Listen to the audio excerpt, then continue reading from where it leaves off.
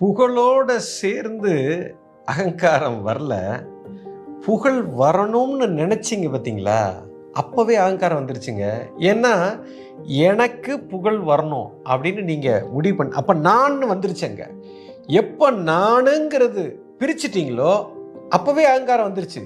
இது குழந்தையா நீங்க பிறக்கும் போதே இது வந்துருச்சு. நான் நல்லவன், நான் பெரிய ஆளு, நான் யோக்கியமானவன், நான் அழகா இருக்கேன், நான் ரிச்சா இருக்கேன், நான் அன்பா இருக்கேன். நான் எப்போ உங்களை தனியா பிரிக்க ஆரம்பிச்சிட்டீங்களோ அங்கேயே அகங்காரம் வந்துருச்சு சார். இதை நான் எப்போ பிரிக்காம, இதை தனிப்பட்ட முறையில் பிரிக்காம நீங்க இருக்கிறீங்களோ இப்போதாங்க அகங்கார கரைந்து போறதுக்கு ஒரு வாய்ப்பு இருக்கு. அப்படி ஒன்று கிடையவே கிடையாது. இது நீங்களா உருவாக்கி வச்சது. நானுன்னு ஒன்று கிடையாது அப்படிங்கிறது என்னைக்கு புரியுதோ அன்னைக்கு அகங்காரம் போயிடும்.